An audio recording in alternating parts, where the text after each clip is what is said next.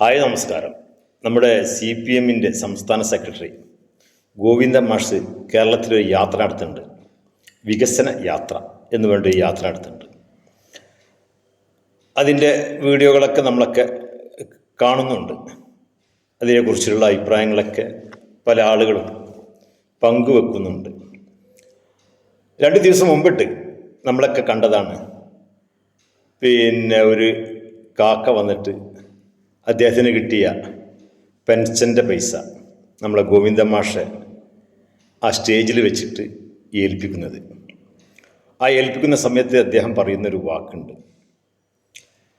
നിങ്ങളല്ല ഈ ഗവൺമെൻറ്റിൽ ഉള്ളത് എങ്കിൽ അടുത്ത പ്രാവശ്യം UDF വന്നാൽ ഈ പെൻഷൻ പൈസ എനിക്ക് കിട്ടില്ല എന്നുള്ള ഒരു സങ്കട വാക്ക് അദ്ദേഹം അവിടെ പറഞ്ഞിട്ടാണ് നമ്മളെ ഗോവിന്ദൻ മാഷ കയ്യിൽ ആ പൈസ കൊടുക്കുന്നത്.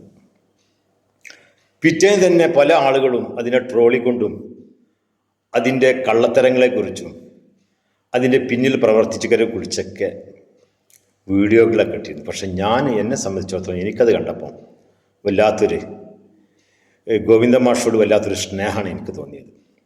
ആ കാക്കാനോട് വല്ലാത്തൊരു സിമ്പതി എനിക്ക് തോന്നി.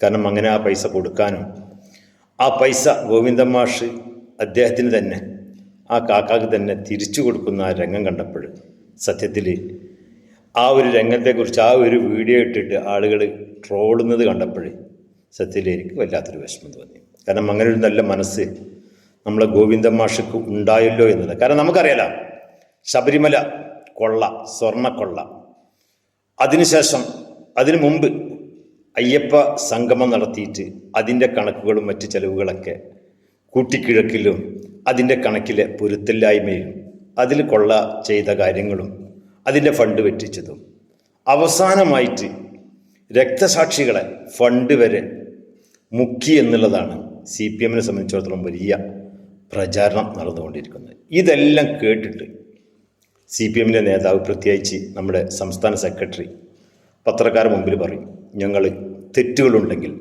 ഞങ്ങളത് തിരുത്തി മുന്നോട്ട് തന്നെ പോകുമെന്നത്. അപ്പോൾ സത്യത്തിൽ ഞാനൊക്കെ കരുതി ആ പൈസ തിരിച്ച് അങ്ങോട്ട് തന്നെ കൊടുത്തപ്പോൾ കഴിഞ്ഞ കാല തെറ്റുകളൊക്കെ തിരുത്തിയിട്ടാവും. നല്ല കാര്യമാണ് CPM-ൻ്റെ നേതാവ് ചെയ്യുന്നത് എന്നൊക്കെയാണ് ഞാൻ കരുതിയത് സത്യം പറയുകയാണെങ്കിൽ. പക്ഷേ ഇന്ന് കണ്ടൊരു വീഡിയോ സത്യത്തിൽ അത് ട്രോളിയ ആളുകളെ സമ്മതിക്കണം എന്നുള്ളതാണ്. മനസ്സിലായ? ഇത് സോഷ്യൽ മീഡിയയാണ്. സഖാക്കളൊന്നും മനസ്സിലാക്കണം. നിങ്ങൾ എന്തെല്ലാം ട്രിപ്സുകൾ ചെയ്യുന്നുണ്ടോ, അല്ലെങ്കിൽ നിങ്ങൾ എന്തെല്ലാം പിന്നാമ്പുറത്ത് എന്തെല്ലാം കഥകൾ മെനയുന്നുണ്ടോ, ഇതൊക്കെ ജനങ്ങൾ കാണുന്നുണ്ട്. അതിൻ്റെ സത്യങ്ങളും അസത്യങ്ങളൊക്കെ ജനങ്ങൾ മനസ്സിലാക്കുന്നുണ്ട് എന്നുള്ളത് പ്രിയപ്പെട്ട സഖാക്കളൊന്ന് മനസ്സിലാക്കുന്ന നന്നായിരുന്നു.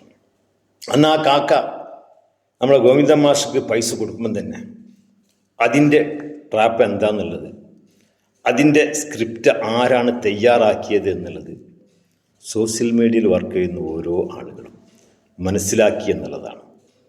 ഇതിൻ്റെ അവസാന ആ ഫൈനലിൽ നമുക്ക് കാണും മനസ്സിലാകുന്നത്. അതൊന്ന് ആ കാശ് കൊടുത്ത ആ കാക്കാനെ നമുക്കൊന്ന് പരിചയപ്പെടാം. മനസ്സറിന് കൊടുത്തതല്ലേ? മനസ്സറിന് കൊടുത്തതല്ലേനോ? അങ്ങനെയല്ലേ പറയുന്ന ഞങ്ങൾ കേട്ടില്ലേ? ഞാൻ പറഞ്ഞ നിങ്ങൾ കേട്ടോ? കേട്ടോ? ഞാൻ പെൻഷന് ഓരോരോ നേതാക്കന്മാരെ എത്തിയെത്തും, പിണറായിന്റെ എത്തിയെത്തും, വേറെ എല്ലാവരുടെ എത്തിയെത്തും, പെൻഷൻ കിട്ടിയിട്ട് മുത്തരെത്തിയെത്തുന്ന ഫോട്ടോ എടുക്കുന്നില്ല. അങ്ങനെ കളിക്കുന്നില്ലേ?